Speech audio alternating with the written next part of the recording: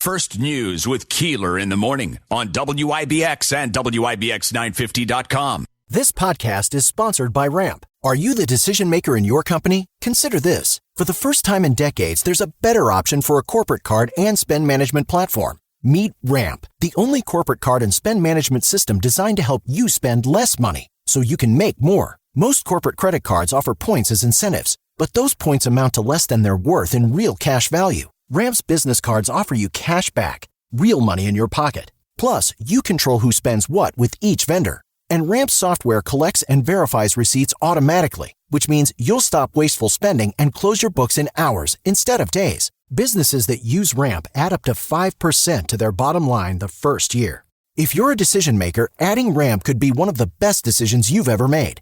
And now get $250 when you join Ramp for free. Just go to ramp.com/easy. Ramp.com/easy. RAMP.com/easy. Cards issued by Sutton Bank and Celtic Bank, members of FDIC. Terms and conditions apply. On the line right now is the one and only Mayor of the City of Rome. Good morning, Jackie Izzo. Good morning. What do you think about the Mets? I mean, I like pitching. the Mets, but, I like the Giants. We're long-suffering fans. But, yes, I wish they would add a pitcher. I mean, they're in first place. They're in first Now's the place. time to spend money. And I don't even know how they're still in first place. But they found ways to win games. And, we luckily, the teams like Washington and Philadelphia and Atlanta have found ways to lose games. So here we are. But, something's got to come before the close of today, I would think. One would hope so, but it doesn't look that way. There hasn't been any report in the New York media at all. No. They're even talking to people. Yeah, I don't know. I'll just mention we get Carrasco back today, which is great, although, as you mentioned, he was kind of shelled in AAA. The other thing was the belief coming into the season was that, who's Blondie? Thor. Syndergaard was going to be able to go. After a couple of months, he would come back. He's there. You see him all over the dugout. Yeah, well, he's there, but he's really not there. So, I mean, could you imagine that? Because I know Carrasco, right? But they had high hopes for him. And imagine if Syndergaard was healthy. I mean, they'd have a great 1 through 4. No doubt. Hey, Mayor, have you thought about if the Mets could go all the way? Instead, next year we do Honor Mets Day instead of. I mean, I think that might be. Because there's Mets fans, We'll consider anything, Bill. That's how desperate we are. Oh, Lordy. Well, it is great news that Honor America Days, it'll look a little bit different, but Honor America Days back in Rome. Yes, we were able to salvage one of the signature events, the concert at Fort Stanwix, the Pops concert, and the fireworks, which is very important. So that's tomorrow night, beginning at 8 o'clock. We're looking forward to it. Looks like the weather is going to cooperate, so we're expecting a large crowd. And we hope that everyone enjoys it.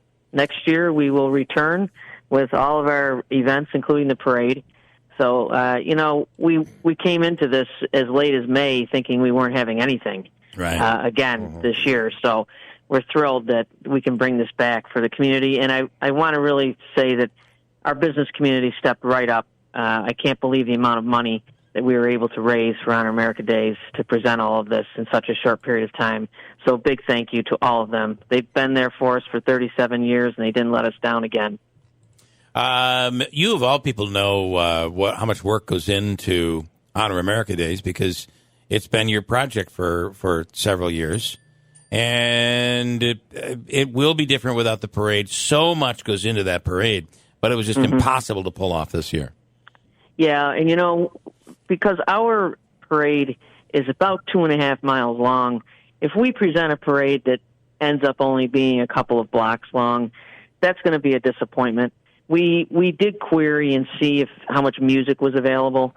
Not too much, and so you have to build the parade starting with the music. So we said, you know what, this is a logistical nightmare for us to do in such a short period of time and have enough people enter the parade. So we said, look, let's do what we know best. We can do the symphony and the fireworks with our hand behind our back, and so that's what we went with, because we don't want to present something that's not going to be as fulfilling as people would like. Right. Okay, so can you just go over times and, obviously we know when the fireworks are going to go off and all of that, but just times and how people can get out there and take advantage. Yep. So we will close the streets in front of the fort around 4 o'clock, and people can arrive anytime to find their place on the lawn or wherever they'd like to be. The concert will begin at 8 o'clock, and we'll have there's a soloist. So normally they bring a choir, but this year, because of the short notice with everything, there will be a soloist. So that'll be great, and we'll have things like the Armed Forces Medley, which is always a great crowd pleaser. Very patriotic music that we will have, and then, of course, the fireworks show, which will be spectacular over the fort. That usually is around 9:40 or so. 1812 Overture, Stars and Stripes. So we're really looking forward to it. All right. And then big news came yesterday. That was great news. Yeah, we really had a wonderful day yesterday. We celebrated 2 facilities cutting ribbons, one being the Orgill Distribution Center, and we got a really nice surprise there. The CEO told me that not only were they providing the 225 jobs, but they are targeting 300 jobs.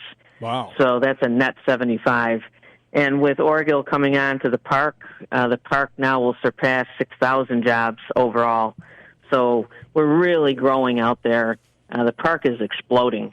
And then Coal Point brought their manufacturing facility, brand new $5 million building, downtown, $900,000 DRI incentive. Cut the ribbon there yesterday, preserving 35 jobs, and they're going to add 15 more, so that'll be 50 jobs in downtown. So we couldn't be happier. The lieutenant governor was here. She took a walking tour with us in the downtown area to show the progress on the DRI. She was amazed with the transformation of the Capitol Theater. She said, I've seen a lot of theater renovations. This one is really spectacular. So we're really happy about that. To be able to show the state representatives that we're actually spending the DRI money and getting results means a lot. I was at the Capitol a week ago at Capitol Theater and watching the Woodstock documentary, which was really cool. And then spent my night in Rome. Listen, we always hear there's nothing to do, and especially during COVID, but there's plenty to do, and that was a really cool event. Any truth to the fact that you've sold all the streets and roundabouts leading to the airport? Like surprise popped in on Paseni, like, oops, we sold all the streets. You're gonna have to no, that's not true. All right, that's a rumor going around. No, we did not sell all the streets. Okay, just checking. As a matter of fact, yes. We are waiting. Rome will be taking the deeds to a number of streets soon. Interesting. The city will actually own pretty much all the infrastructure at Griffiths. It's within our city. It's in our footprint. We own quite a bit of it right now. All the water and sewer utilities, many of the streets, and we're getting ready to take more. Well, and therein lies the one of the things we talked about the last time you were on, and that is the investment that you, the city of Rome, takes part in when it comes to the Griffiths and the business park and the airport. Well, one of the things we're doing, yes, that's very true. Whenever there's a project, the lab has kicked off the security fence. Huge project, 65 acres that fence will cover. But there are 2 streets that are immediately impacted. So we've closed one, and we're renovating another. And we've had to set all of this up in conjunction with the fence project, and we will be renovating Chapey Boulevard as well. But those are the types of things that we work with GLDC on to make sure that when a project happens there, that we're doing our due diligence as well. And that's not grant funded. That's part of our City Streets project, just like any other street in Rome. So we do those types of things all the time at the park. Yep. We're going to be we pay for all I don't think people realize that we pay the electric bill on all the streetlights. And soon we're going to be converting them to LED as we are throughout the city. Nice. So you're not doing a high-rise hotel at the end of the runway at Griffiths? Okay. You're keeping this going? Yeah, I'm sorry. No, but trying to one-up me here. No plans for a high-rise on the runway. Of course, we're trying to drag you into Utica politics, and I know. You're clearly I know. not biting. You guys are just so wonderful. Jackie's smarter than that. Right. So She is. Stephanie in Utica says, and I'm just passing this on, Stephanie in Utica says, please ask Mayor Izzo when she's going to run for the mayor of Utica. We need her. Okay, all right. Again, Oh, no. I'm in the wrong. Thank you. I have enough to worry about over here. for the trifecta. There we go. I'm sorry. I was just hat passing trick. it on. Yeah, Again, Jeff's putting it in the form of somebody else's question. no, that was from somebody else. Listen, the reality is this is all about working together and getting stuff done at a time where I'm not sure we've ever seen, and maybe we have, and maybe this is what urban renewal was, and we're trying not to make the same mistakes that were made in the 60s, but have we ever seen the opportunity we have coming out of something that just shuttered businesses and shut everything down? We're looking at real opportunity to transform this community. Our plans to move forward, I don't think have been faltered by the pandemic. Maybe delayed a little bit in some cases, but we're moving forward. I think that's a real positive. Yeah, and I think we made that point numerous times yesterday at the ribbon cuttings. You know, it takes a multitude of agencies and the state every time we do a deal, especially when you're talking about Oregon, $70+ million project. Yep. There are a lot of moving parts. It's very intense. I mean, right now we are trying to close up the Woodhaven site so that we can begin, Spinaccio Construction can begin the build of 250 new homes. I don't think anybody has talked about a housing development of 250 homes, single-family homes, in decades here. Since it'd be post World War II. Right.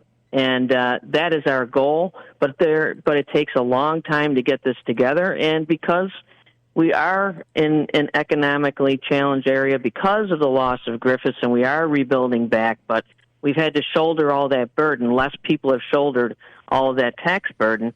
We have to do some creative things so that people will be able to afford the tax structure on those homes, and we're getting to the finish line on that with the Industrial Development Agency, Oneida County. They've been wonderful, but there's a lot we have to do in each and every deal here, and we don't have time really for any infighting or lack of cooperation. And I can tell you that the county executive is always very involved here in Rome as well and at Griffiths, and we have to be. And I don't like to see any breakdown in our team because we've been so successful here for the last several years now. You can see it. Yeah.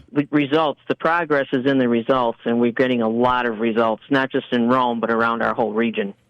I'm going to bring in some other people that they have questions instead of doing. But before we go to them, I just want to say though that and I've spoken with people from Rome and other parts of the county.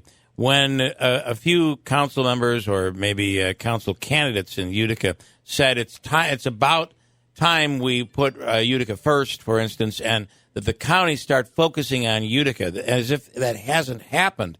As somebody from a bit further to the west, and I know you have a lot going on in the city, and you've worked very hard to get there, but is there any lack of focus on the city of Utica by the county and the state right now? I think that there's really a beam of light on our whole county, our whole region right now. Yeah. Unprecedented amounts of money are coming in here. Just in the small footprint where the hospital is and the Nexus Center, that's almost, $350 million. Mm-hmm. Yep. That's a lot of money. Start adding in what the work that's been done on the arterial, on 5S.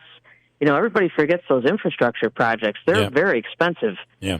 So, and over here in Rome, of course, we've brought in well over $40 million in grants, and we've spent it all over the city.